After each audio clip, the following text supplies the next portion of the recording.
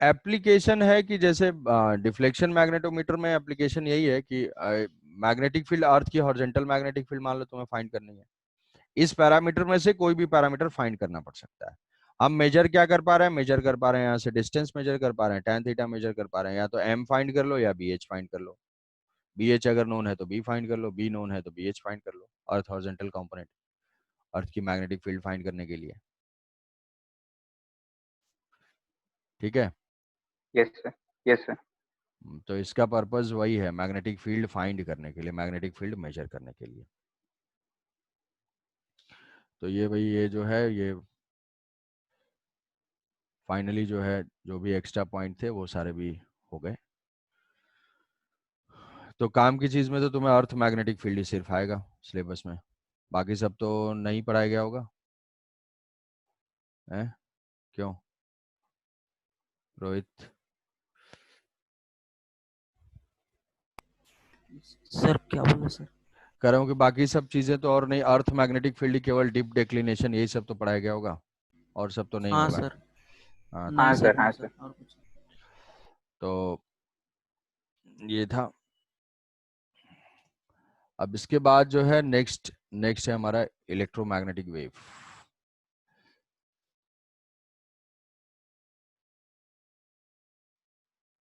Electro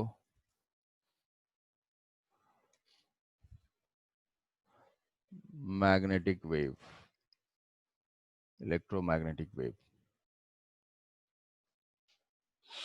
तो electromagnetic wave, इसमें भी थोड़ा इंफॉर्मेशन तुम्हें याद करना पड़ेगा। इंफॉर्मेशन याद करने के लिए रेफरेंस वही एनसीईआरटी रहेगा। इसमें बेसिकली क्या क्या हमें डिस्कस करना है, वो जो है डिस्प्लेसमेंट करंट,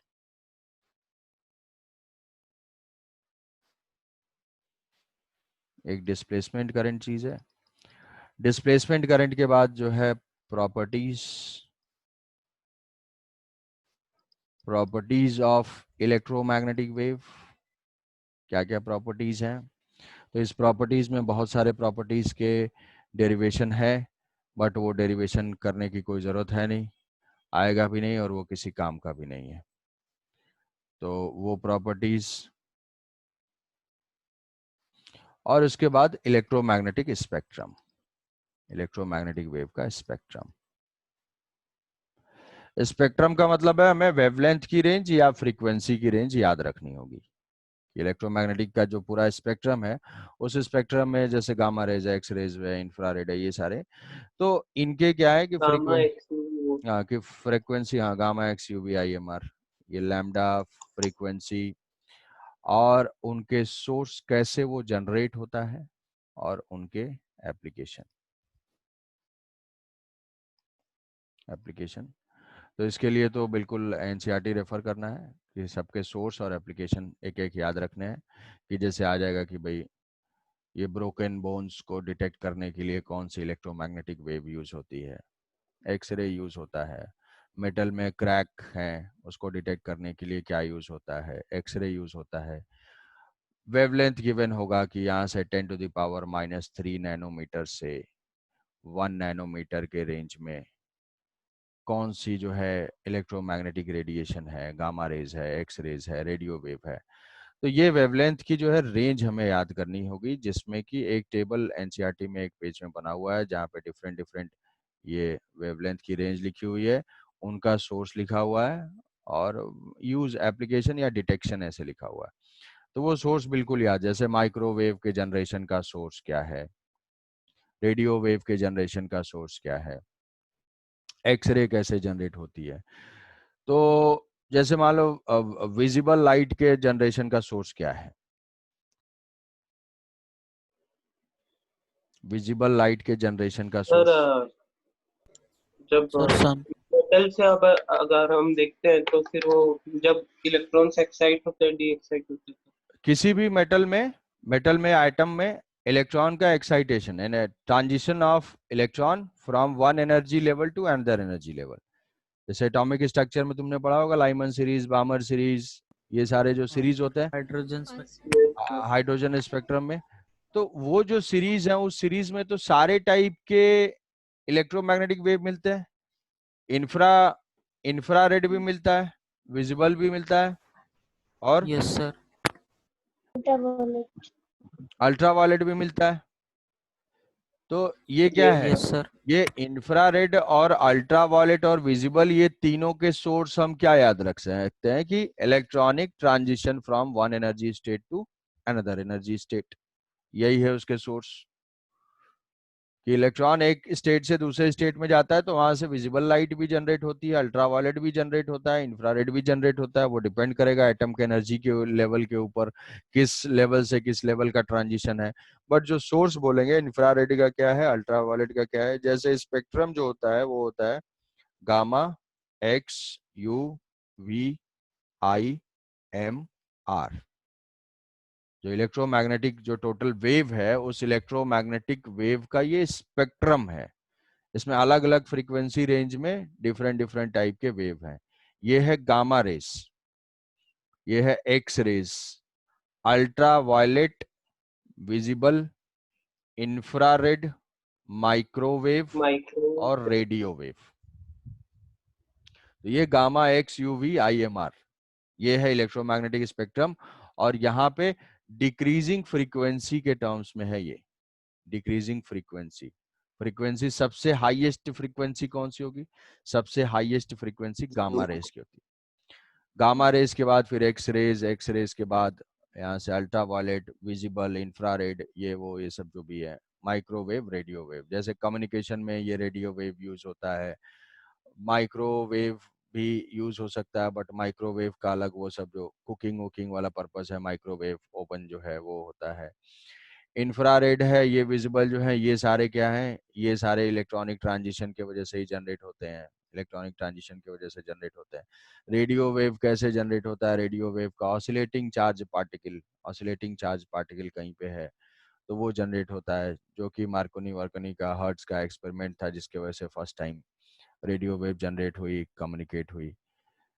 एक्स रेज के लिए जो नॉर्मल एक्स रेज है, एक्स रेज जनरेट होती है कुछ। हाँ, तो एक्स रेज भी हम लोग पढ़ेंगे। उसमें क्या है कि कोई इलेक्ट्रॉन जो है वो हाई टारगेट मेटल पे आके, अगर हाई एटॉमिक नंबर टारगेट पे आके जब स्ट्राइक करता है तो वो अपनी एनर्जी को लूज करता है। तो अपनी एनर्जी को लूज करता है तो उसके वजह से जो वेव जनरेट होती है वो ये हो जाएगी। गामा रेज कहाँ जनरेट होता है, गामा रेज रेडिएटिव डिसइंटीग्रेशन में जनरेट होता है, अल्फा बीटा गामा रेडिएशंस। तो अल्फा एंड बीटा तो पार्टिकल है, बट गामा कोई पार्टिकल नहीं है, वो एक रेडिएशन है, एक एनर्जी है। तो ये रेडिएक्टिविटी में जनरेट होता है। यहाँ पे कोई इलेक्ट्रॉन मेटल से स्ट्राइक करता है तो जनरेट होता है, ये सारे इलेक्ट्रॉनिक ट्रांजिशन में जनरेट होते हैं। ये कोई स्पेसिफिक टाइप के वॉल्व हैं, मैग्नेट्रॉन या कुछ है उसमें, जब उसको कनेक्ट करते हैं तो वहां से जनरेट होते हैं। और ये रेडियो वेव जो है वो एलसी सर्किट जो है, उस एलसी सर्किट में जब चार्ज ऑसिलेट करता है तो उस प्रोसेस में जनरेशन इनका होता है।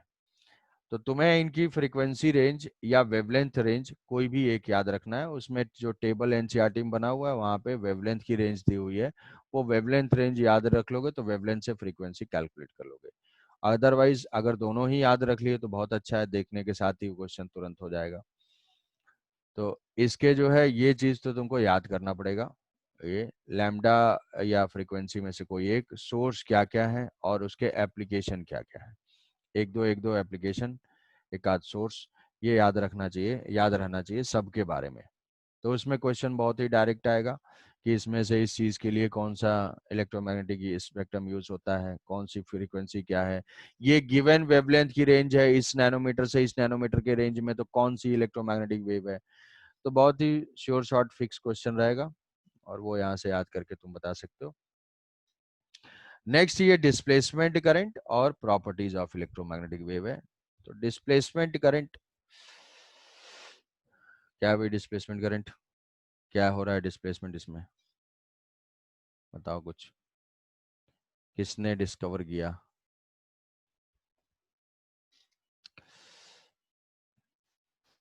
मैक्सवेल। मैक्सवेल।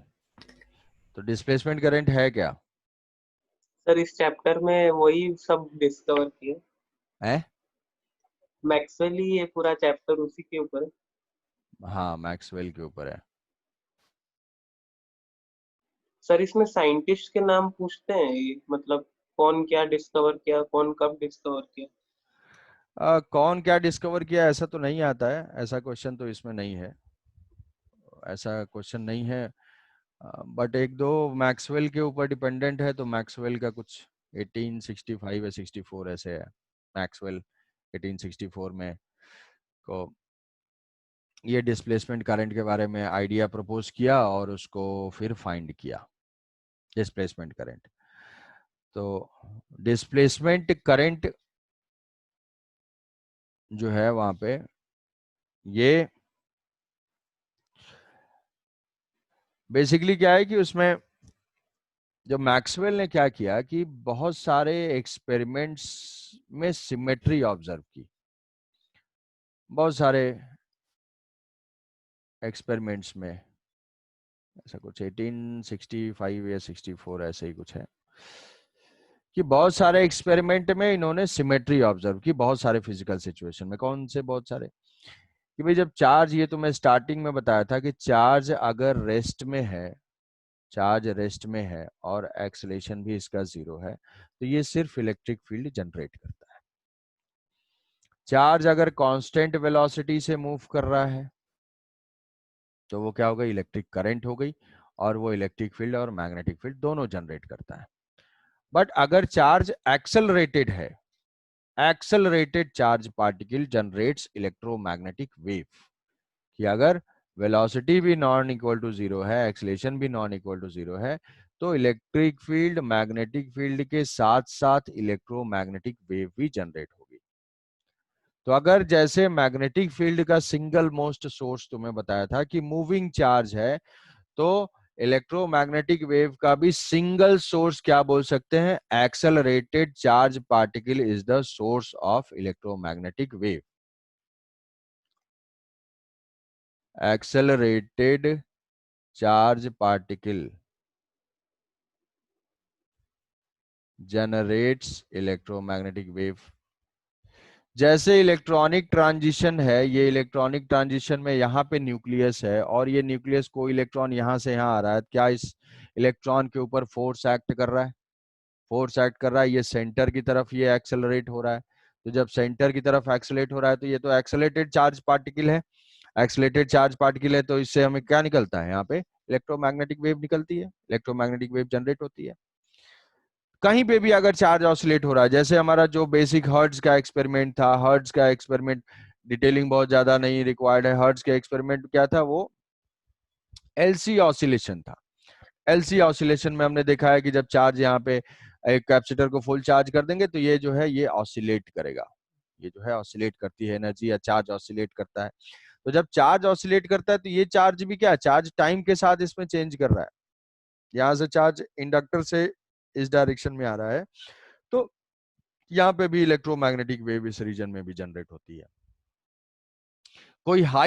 कोई टारगेट मटेरियल है, कोई टारगेट मटेरियल है, उस पर कोई एनर्जेटिक इलेक्ट्रॉन आ रहा है, इलेक्ट्रॉन आके इसे स्ट्राइक किया, तो स्ट्राइक किया तो इसकी वेलोसिटी पहले कुछ है, और फिर जब स्ट्राइक कर रहा है तो धीरे धीरे क्या कर रहा है, वो वेलोसिटी इसको 0 हो रही है, स्लो डाउन हो रहा है।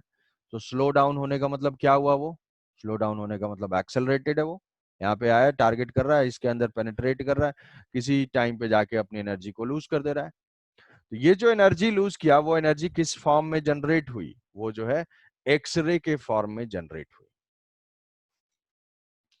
मतलब अगर कोई चार्ज हम लेते हैं और उस चार्ज को एक्सेलरेट कराते हैं तो सराउंडिंग रीजन में एक इलेक्ट्रो मैग्नेटिक वेव का जनरेशन होता है। तो जो बेसिक रीजन है इसका, accelerated charge particle generates the electromagnetic wave. बहुत सारे डिफरेंट डिफरेंट सिचुएशन है, एक्सरेज का जनरेशन हुआ, अल्ट्रावायलेट इंफ्रारेड ये सब का जनरेशन हुआ, रेडियो वेव का जनरेशन हुआ। ये सारे टाइप के जनरेशन में एक चीज कॉमन है कि चार्ज पार्टिकल एक्सलेट हो रहा है तो इलेक्ट्रोमैग्नेटिक रेडिएशन हमारी रिलीज हो रही है, वो निकल रहा है, क्योंकि वो चार्ज पार्टिकल अपनी एनर्जी लूज करेगा। एक्सलेट होने का मतलब उसकी काइनेटिक एनर्जी इंक्रीज होगी या डिक्रीज होगी। तो अगर वो एनर्जी डिक्रीज हो रही है या इंक्रीज हो रही है तो भाई या तो वो इलेक्ट्रोमैग्नेटिक वेव या एनर्जी एब्जॉर्ब करेगा या तो वो एनर्जी रेडिएट करेगा। तो ये चीज है भाई। अच्छा, तो अब एक्सेलरेटेड चार्ज पार्टिकल, तो उसमें मैक्सवेल ने ये ऑब्जर्व किया कि भाई मैक्सवेल ने कहा कि चार्ज जब मूविंग है, मूविंग चार्ज है तो वो इलेक्ट्रिक फील्ड जनरेट कर रहा है। चार्ज अगर प्लेस्ड है यहाँ पे, चार्ज जो है वो इलेक्ट्रिक फील्ड जनरेट कर रहा है, सराउंडिंग रीजन में इलेक्ट्रिक फील्ड है, स्टैटिक है तो। बट अगर वायर के अंदर यही चार्ज अगर मूव कर रहा है तो इसके सराउंडिंग में ऐसे इलेक्ट्रिक फील्ड भी जनरेट हो रही है, इलेक्ट्रिक फील्ड भी आसपास है वायर के आसपास में। तो तो इस इलेक्ट्रिक फील्ड के अलावा यहाँ से मैग्नेटिक फील्ड भी जनरेट हो रही है। अब जो मैग्नेटिक फील्ड है, जो मैग्नेटिक फील्ड है कि यहाँ से जो चार्ज इलेक्ट्रिक चार्ज है, चार्ज इलेक्ट्रिक फील्ड जनरेट किया, वो मूव कर रहा है तो उससे इलेक्ट्रिक फील्ड भी हो सकती है। वायर होगा तो वायर में तो कोई नहीं होगी, वायर में तो क्योंकि वो वायर तो न्यूट्रल होता है, वायर का अगर कोई सेक्शन लेंगे तो वो न्यूट्रल होता है, तो उसके वजह से तो कोई इलेक्ट्रिक फील्ड है नहीं, सिर्फ जो है उसके सराउंडिंग रीजन में मैग्नेटिक फील्ड है। तो जब फैराडे का एक्सपेरिमेंट हुआ, फैराडे का एक्सपेरिमेंट हुआ, फैराडे ने कहा कि जो चेंजिंग मैग्नेटिक फील्ड है, चेंजिंग मैग्नेटिक फील्ड है वो इलेक्ट्रिक फील्ड को जनरेट कर रही है। कि जो d phi by d t है, जो इंड्यूस्ड ईएमएफ है, that is equal to minus of d phi by d t. ये बताया कि कोई भी अगर लूप है, उस लूप में अगर मैग्नेटिक फील्ड चेंज होता है, मैग्नेटिक फील्ड चेंज होता है तो उसका फ्लक्स चेंज होगा, फ्लक्स चेंज होगा, और फ्लक्स चेंज होगा तो उसमें ईएमएफ इंड्यूस हुआ। अब ईएमएफ इंड्यूस अगर होता है, ईएमएफ अगर इंड्यूस हो रहा है तो भाई वहां तो हमने देखा है कि वहां तो इलेक्ट्रिक फील्ड भी है। कौन से केस में? जैसे मान लो मैंने ये एरिया ले लिया, ये एरिया ले लिया, इसका फ्लक्स हो जाएगा बी इंटू ए, तो यहाँ पे अगर इसमें ईएमएफ इंड्यूस हो रहा है मतलब क्या है, d phi by d t है। मैग्नीट्यूड वाइज सोचेंगे, डायरेक्शन वैसे लिखेंगे, d phi by d t है। फाई चेंज होने का मतलब अब ये एरिया तो चेंज नहीं हो रहा है, क्या चेंज हो रहा है? मैग्नेटिक फील्ड चेंज हो रही है, dB by d t, dB by d t. तो magnetic field, changing magnetic field में एक इलेक्ट्रिक फील्ड तो जनरेट हो रही है, कि जो चेंजिंग मैग्नेटिक फील्ड है, Yes, उस sir. चेंजिंग मैग्नेटिक फील्ड में इलेक्ट्रिक फील्ड जनरेट हो रही है। मतलब अगर magnetic Yes, field sir. Change होता है तो वहां से इलेक्ट्रिक फील्ड हमें मिल रही है, तो रिवर्स भी तो होना चाहिए, रिवर्स भी तो होना चाहिए कि इलेक्ट्रिक फील्ड से मैग्नेटिक फील्ड जनरेट हो रही है और मैग्नेटिक फील्ड से इलेक्ट्रिक फील्ड जनरेट हो रहा है। तो कहीं पे अगर चेंजिंग मैग्नेटिक फील्ड जो है, changing magnetic field electric field को जनरेट कर रही है, तो जो सोर्स था वो मैक्सवेल के सोचने का था, वो सिमेट्री थी, कि नेचर लव्स सिमेट्री। अगर एक प्रोसेस से दूसरा प्रोसेस हो रहा है तो रिवर्स भी होता होगा। तो अगर मैग्नेटिक फील्ड से इलेक्ट्रिक फील्ड जनरेट हो रही है, जो कि फैराडेज लॉ से प्रूव हो चुका था, फैराडेज एक्सपेरिमेंट से, तो इलेक्ट्रिक फील्ड अगर चेंज होती है तो मैग्नेटिक फील्ड भी जनरेट होना चाहिए। इलेक्ट्रिक फील्ड जब चेंज हो रही है तो मैग्नेटिक फील्ड भी जनरेट होना चाहिए। फिर उसने क्या किया कि वही हमारे जो है एम्पियर्स का जो लॉ था, एम्पियर्स का जो लॉ था कि कोई भी अगर वायर है, उस वायर के सराउंडिंग में कोई हम लूप लेते हैं, तो एम्पियर्स का लॉ था बी डॉट डी एल अगर करेंगे, B dot d l, Yes, sir. ये जो है Not times I am. Ampere's law, mu naught times I enclosed, I enclosed, ये था कि जितना भी इस लूप को करंट थ्रेड कर रही है, जितना भी थ्रेड कर रहा है, तो यहाँ से हमें ये वैल्यू मिल रही है। तो अगर इस टाइप की सिचुएशन, जो कि हमारा चार्जिंग ऑफ कैपेसिटर है, आरसी सर्किट जो हमने पढ़ा है, स्विच क्लोज किया, ये स्विच ओपन था और ये जो है आर है सी है, स्विच क्लोज किया, स्विच क्लोज किया तो इसमें करंट सेट होना स्टार्ट होगी, कुछ टाइम लगेगा, यहाँ पे करंट सेट होना स्टार्ट होगी। करंट चार्ज का फंक्शन है हमारे पास, Q is equal to q naught e to the power one minus होगा या डायरेक्ट होगा? सर 1 माइनस होगा, one minus e to increasing होगा। टी बाई, हाँ, इंक्रीजिंग, इंक्रीजिंग एक्सपोनेंशियली इंक्रीजिंग मतलब one minus e to the power t by tau, decreasing मतलब e to the power minus t by tau. तो charge ऐसे function है, charge का ऐसे function है। तो वहां पे भी जब ऑब्जर्व हुआ कि भाई चलो ओर्स्टेड का जो एक्सपेरिमेंट था ओर्स्टेड मतलब वो मैग्नेटिक इफेक्ट ऑफ करंट, कि वायर के Yes, sir. आस पास में जब कंपास निडल प्लेस किया गया तो उसने मैग्नेटिक फील्ड ऑब्जर्व किया, एक्सपेरिमेंटल वेरिफिकेशन किया, भाई वायर के आसपास जो है मैग्नेटिक फील्ड होती है। अब वो मैग्नेटिक फील्ड हम मेजर भी करते हैं, किससे? बायोट-सावर्ट लॉ से। बायोट-सावर्ट लॉ के बाद फिर आ गया एम्पियर्स लॉ ने इन्होंने ऐसे बता दिया। तो अब इसमें फिर ये ऑब्जर्व हुआ कि भाई यहाँ तो कोई वायर ही नहीं है, कैपेसिटर के बीच में कोई वायर नहीं है। तो जब कोई वायर नहीं है तो अगर मैं यहाँ पे ऐसे लूप लेता हूँ, यहाँ पे अगर मैं एक कोई लूप लेता हूँ तो इस लूप से मुझे बी डॉट डी एल क्या मिलना चाहिए? इस लूप से मुझे बी डॉट डी एल, अगर ऐसे ले लेते हैं, ये L1 है और ये L2 है, लूप 1 है और लूप 2 है, तो जो बी डॉट डी एल है, B dot d l for loop L1 वो क्या हो गया? Mu naught into I. But L2 के थ्रू क्या है? अगर ये एम्पियर्स लॉ हम अप्लाई करेंगे, एम्पियर्स लॉ अगर अप्लाई करेंगे B dot d l for L2 तो वो जीरो, क्योंकि इस लूप को तो कोई करंट थ्रेड नहीं कर रही है, कोई Yes, भी sir. कोई भी करंट जो है आई इनक्लोज्ड ही नहीं है, कोई करंट ही नहीं है उस गैप में, कैपेसिटर के प्लेट के बीच में कोई करंट ही नहीं है। Yes. तो फिर ये जो एम्पियर्स लॉ मतलब इस टाइप के सिचुएशन में तो एग्जिस्ट नहीं करना चाहिए, नहीं करना चाहिए। तो बट एक्चुअल में क्या हुआ कि जब यहाँ पे कंपास निडल प्लेस करके चेक किया तो यहाँ पे डिफ्लेक्शन हो रहा है। मैग्नेटिक जो पैरेलल प्लेट कैपेसिटर है वहां पे अगर कंपास निडल प्लेस करते हैं तो उस निडल में डिफ्लेक्शन है।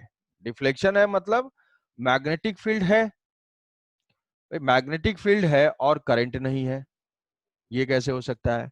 तब फिर मैक्सवेल ने कहा कि जो एग्जिस्टिंग एम्पियर्स लॉ है वो इनकम्प्लीट है, इनकंसिस्टेंट है, कि अगर मैग्नेटिक फील्ड है और मैंने लूप लिया तो उस केस में, बट एक्चुअल में जो ऑब्जर्व चीज है कि यार बी डॉट डी एल ना जीरो मिल नहीं रहा है। जीरो मिल जाता तो चलो ठीक है, ये जीरो नहीं मिल रहा है। ऑब्जर्वेशन ये हुआ कि जब निडल हमने प्लेस किया उसके अंदर तो वहां पे जो है मैग्नेट तो पॉइंट आउट कर रहा है एक डायरेक्शन में, एक डायरेक्शन में वो पॉइंट आउट करता जा रहा है। तो अगर किसी लूप में हम B dot d l calculate करेंगे तो हमें नॉन जीरो वैल्यू मिलेगी। तो यहां से तो नॉन जीरो वैल्यू मिल रही है।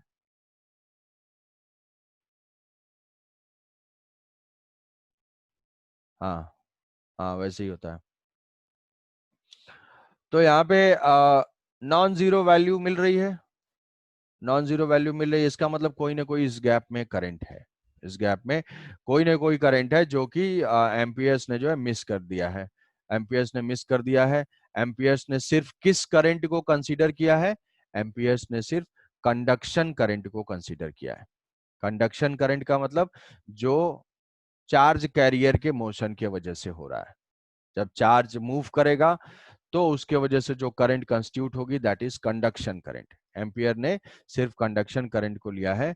और एक दूसरी टाइप की करंट भी ऐसे रीजन में एग्जिस्ट कर रही है जहां पे कि इलेक्ट्रिक फील्ड वेरिएबल है, इलेक्ट्रिक फील्ड वेरिएबल है। इलेक्ट्रिक फील्ड वेरिएबल है मतलब क्या हुआ कि इलेक्ट्रिक फील्ड वेरिएबल है, तो मैक्सवेल को ये चीज तो था डाउट पहले से ही कि अगर इलेक्ट्रिक फील्ड चेंज होती है तो मैग्नेटिक फील्ड जनरेट होना चाहिए, और यहाँ पे मैग्नेटिक फील्ड जनरेट हो रही है तो उसने कहा कि इस रीजन में तो इलेक्ट्रिक फील्ड भी चेंज हो रहा है, इस रीजन में इलेक्ट्रिक फील्ड चेंज हो रहा है क्योंकि इस कैपेसिटर का चार्ज Yes, sir. चेंज हो रहा है, Charge हो रहा है. हाँ. इस कैपेसिटर का चार्ज चेंज हो रहा है, चार्ज चेंज हुआ, चार्ज टाइम का फंक्शन है तो इलेक्ट्रिक फील्ड भी टाइम का फंक्शन है, इलेक्ट्रिक फील्ड टाइम का फंक्शन है तो इसके वजह से मैग्नेटिक फील्ड आ रही है, मैग्नेटिक फील्ड है तो जरूर कोई ना कोई करंट है। और वो करंट कौन सी है? उसको उसने कहा वो करंट है displacement current. Displacement current, displacement किसी का डिस्प्लेसमेंट हो नहीं रहा है, बट इलेक्ट्रिक फील्ड वहां पे जो टर्म आएगा d phi by d t, तो जैसे d x by d t, d v by d t, ऐसे डिस्प्लेसमेंट बोलते हैं ना, d x by d t velocity is the displacement. तो फिर उसके लिए उसने क्या किया कि गॉस लॉ को जो है यूज किया कि जो डिस्प्लेसमेंट क्यों बोलते हैं, एक बार फिर से बोलो। डिस्प्लेसमेंट मतलब उस टर्म, अभी टर्म आएगा तो जैसे उसमें आएगा d phi by d t, तो जैसे d v by d t, जैसे dx by dt है ना, तो उसको rate of change of displacement is equal to velocity. तो ये टाइम वाले टर्म से आने से मतलब है कि उसने डिस्प्लेसमेंट ऐसे बोला जा रहा था रैंडम, जो पहले स्टार्टिंग में कि डिस्प्लेसमेंट करंट वो क्या, इलेक्ट्रिक फील्ड के डिस्प्लेसमेंट की वजह से, इलेक्ट्रिक फील्ड के चेंज होने की वजह से हुआ। तो उसके लिए फिर उसने गॉस लॉ को यूटिलाइज किया कि भाई जो गॉस लॉ है, गॉस लॉ में क्या किया कि फील्ड चेंज हो रहा है, तो जो गॉस लॉ है वो इलेक्ट्रिक फ्लक्स जो है, electric flux net flux is equal to B dot d s, E dot d s, E dot d s is equal to Q enclosed by epsilon naught. जितना भी जो भी charge है, कहीं पे भी कोई चार्ज है, तो जो फाई ई है, जो इलेक्ट्रिक फ्लक्स है, that is equal to q by epsilon naught, q by epsilon naught. तो यहाँ से जो d phi by d t है, d phi by d t is equal to 1 by epsilon naught of d q by d t. और d q by d t अगर change होती है, d q by d t होगी तो वो क्या हो जाएगी, करंट होगी। तो d q by d t is equal to current is equal to epsilon naught d phi E by d t, d phi E by d t. तो यहाँ पे डी फाई मतलब इलेक्ट्रिक फ्लक्स चेंज हो रहा है time के साथ, मतलब इनडायरेक्टली क्या है, इलेक्ट्रिक फील्ड चेंज हो रहा है, क्योंकि एरिया तो चेंज होगा नहीं, एरिया भी चेंज हो सकता है, रोटेट कर सकते हैं, ट्रांसलेट कर सकते हैं, बट अगर वो सब प्रोसेस नहीं है तो यहाँ पे इलेक्ट्रिक फील्ड चेंज हो रही है, तो उसके वजह से भी एक करंट जनरेट हो रही है जो है डिस्प्लेसमेंट करंट।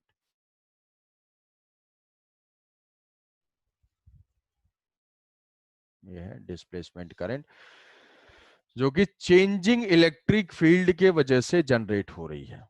यहाँ पे चार्ज है कैपेसिटर का, और कैपेसिटर का चार्ज है, वो चार्ज टाइम के साथ चेंज हो रहा है, कैपेसिटर का चार्ज टाइम के साथ चेंज हो रहा है, तो चार्ज चेंज हो रहा है तो मैग्नेटिक फील्ड चेंज होगी।